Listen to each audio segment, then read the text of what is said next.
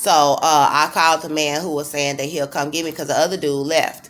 The other young man, 9:12, around 9 o'clock, he was like, oh, I would just wake you up so we can go. I was like, well, yeah, I'm going to wait till checkout time because I need to get in the shower, and get myself together. So I waited. He left, and I went on ahead and just stayed so I could take a shower and, get myself together because I understand people want me out there looking all nasty and bummed out, so they could talk about me and try to paint the story to be some sort of scenario that paints me out to be some nasty drug addicted prostitute that's lying about being pregnant and lying about this white man abusing me. When I shot him and the charges was dropped, and they still over here trying to stage arrest and don't want to admit that I was pregnant in that jail and that they was poisoning me in that jail. And black men knew. Black people in the jail was helping them poison me. All kind of people was helping them poison me back there, and I'm pregnant. So I understand why the hospitals is trying to lie and make it seem like, oh, I'm not pregnant, or they don't want to help us, because what they did was wrong. So the young man left, and I stayed here. He only stayed for an hour. He fell asleep and then woke up touching on my breast. And my phone was underneath my breast. And then he tried to walk out the door and was like, oh, I was just trying to wake you up. You crazy? And I was like, no. I said, I ain't crazy. Because I understand that's what they want to try to say. Oh, she shot a gun. She crazy. Fuck that bullshit. That's why they don't want the evidence to come out about what my white baby daddy was doing to me and my son in my home. Because if the evidence do come out, and it will, and it is coming out, people going to be like, that woman is not crazy. But see, that's how you could try to paint somebody. That's what they want to do. They want to paint a black woman who shot a gun, protecting herself, and she's pregnant, and he was attacking her small child as well. They want to try to say, oh, she was a mental patient. She was crazy. She shot the gun. So, to take her somewhere and kill her. These people are evil as hell. And I owned that gun. I never shot that gun before. It had never been shot. Not in a gun range or anything. I got that gun when they was all swarming around my house while he was in prison, being evil to us in the house. I was like, okay, they can do whatever they want to do outside. But if they come up in this door, why I got this little baby up in here, then they going to give me no choice. And it happened a whole nother way. I had no intentions of shooting my child father in his leg. I had no intentions of doing that.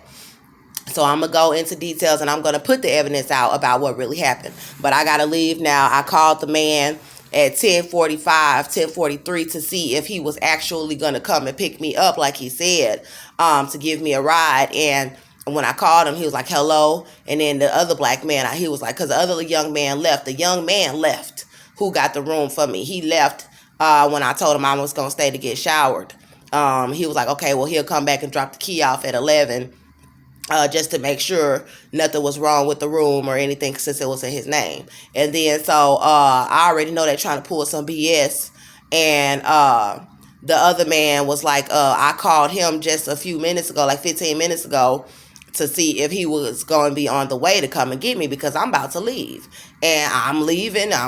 You coming to get me or not? And so when I called him, I was like, hey, I was just wondering, were you still coming to get me? And he was like, yeah. And then he just hung up.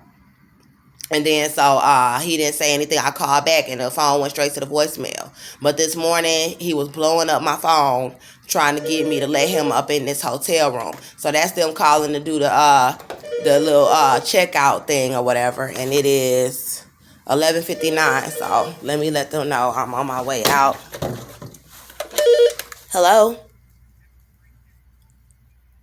Okay, they got an automated recording to let you know it's time to go. So I'm leaving, and I just want to show I didn't do nothing in this man room. Like I said, I was just going to take my shower. I slept, and the other man, he didn't answer the phone.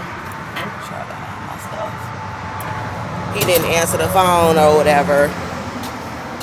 So y'all know how they go.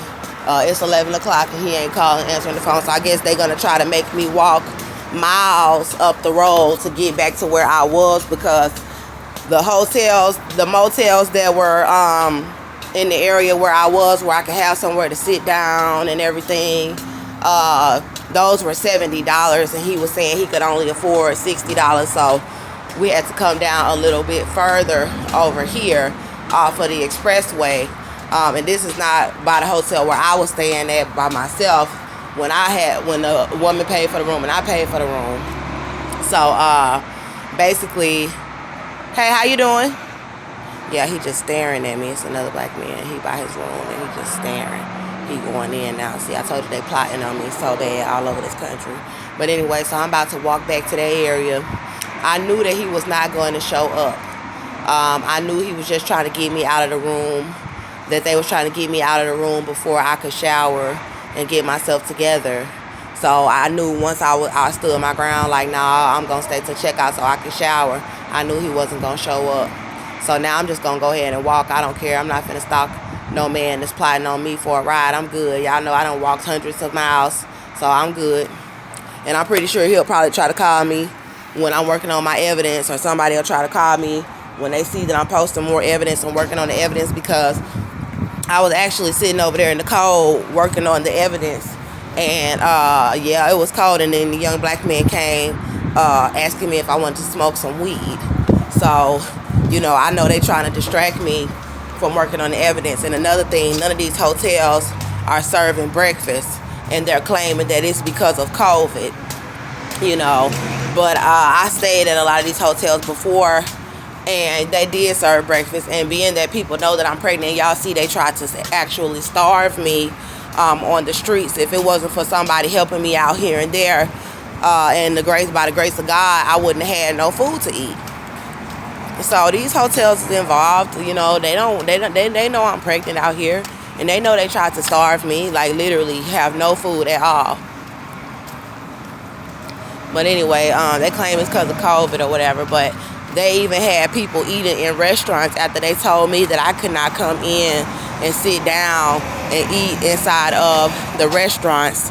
They turned around and was letting white people come and Hispanics come inside the restaurant, and blacks, and sit down and eat in the restaurants, while telling me that they were closed down for COVID.